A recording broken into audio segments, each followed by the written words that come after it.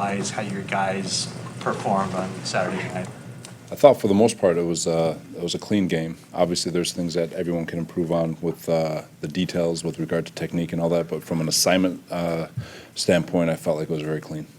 How was Dre Greenlaw from that aspect? Dre did a nice job. Again, same thing. He can clean up some details. There are some nuances that he can clean up, taking his game to another level with understanding when a back flares, this is what happens versus a back to the flat immediately. Just simple nuances that happen in our scheme that tells you to do something post-snap is where he can get cleaner, and he will as he gets reps. Is that stuff that he's been already taught that you just need to refresh, or stuff that's still being introduced? It's stuff that it's just refreshing. It's seeing it over and over because defensively you're just on reaction. So you can see it on paper all you want, but until you've actually gone through it and react where it's become second nature. And that's the beauty of this whole training camp thing. You just get so many opportunities in it to perfect it. He seemed to bite on the play action in the first quarter. How has he been just in practice as far as pass coverage and those types of things? He's been really good in coverage. He's, again, simple nuances. So Dallas presented different things that our offense doesn't do that attack our system, and that's the beauty of these preseason games and why I'm excited to go up to Denver. You know, they're going to give us some certain things that our offense doesn't, and our offense is going to see certain things that we don't give them. So for him, being able to recognize those different nuances and how we get attacked and understanding how to play within yourself and to your issues will only help him. So getting those scars that's a good thing. Dallas is a good rushing team. They didn't rush for very many yards in the game. Can you figure anything out from that? Were you happy with the run defense and how that looked? For the most part, yeah, there's some things obviously we can improve on too from a run game standpoint, but for the first go of it, I thought the guys did a good job. We were gap discipline. People staying disciplined within their gap straining to get off blocks, making each other right. If one person did get gapped out, another person was overlapping because they were playing. So there was a relentless feel to the defense and how we were playing.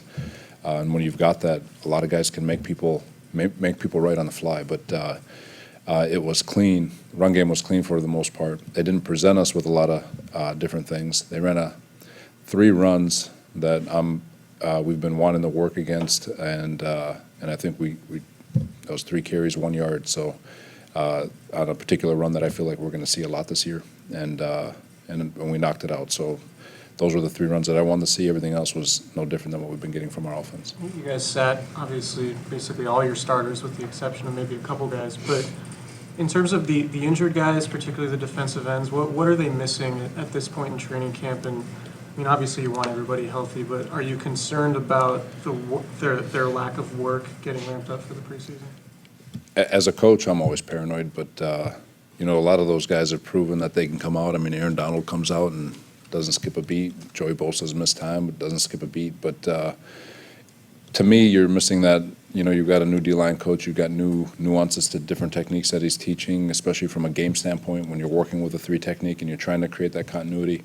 That stuff to me is important. Do I think it'll hinder us from still being able to get after the passer? No, I don't think it'll be too bad, but I feel like there's going to be an adjustment in terms of trying to get. We're going to have a high ceiling once those guys get back of trying to master those techniques and master the relationship they have with one another, so they can operate at a very high level. Last year at this time, we were talking about how raw Julian Taylor was just because he hadn't played too much. Now, a year later, having a chance to develop, how would you kind of characterize his progress from point A to point B? He's put on about 30 pounds, 20 or 30 pounds from last year. So last year he played around 270. Now he's around 305, which, we challenged him in the offseason to do that because we wanted to move him exclusively inside. And he's taken that challenge. He's been doing a very nice job. He's heavy-handed. He's violent when he plays. He's got that old-school flat back,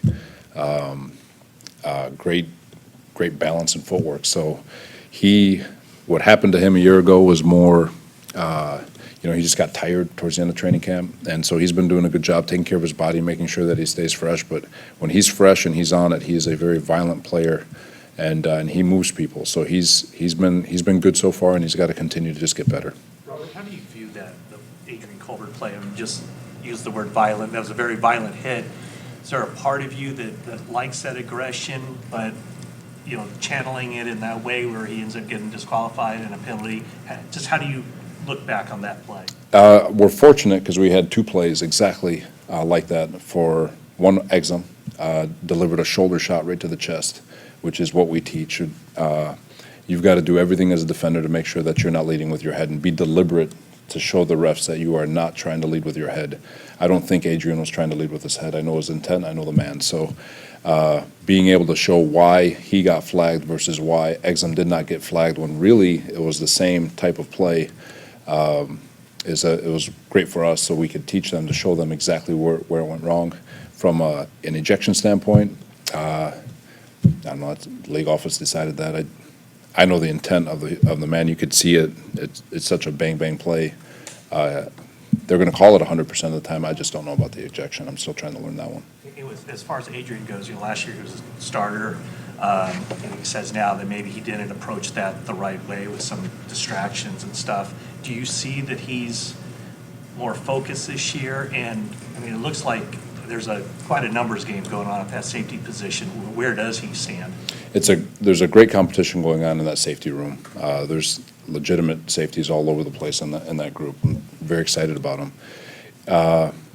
I'll go back to the second-year issue of most second-year players. Not all of them understand what made them great their first year. They think they do, but they forget, and so they always go into that second year thinking they've got it, and the three most dangerous words in the NFL are, "I've got it." And so for him, getting back in touch to what made him great as a rookie, I was really excited for him to play in that game. If you remember the play before he got knocked out, if you guys get a chance to go watch it, and they have what to me should be a 50-yard run.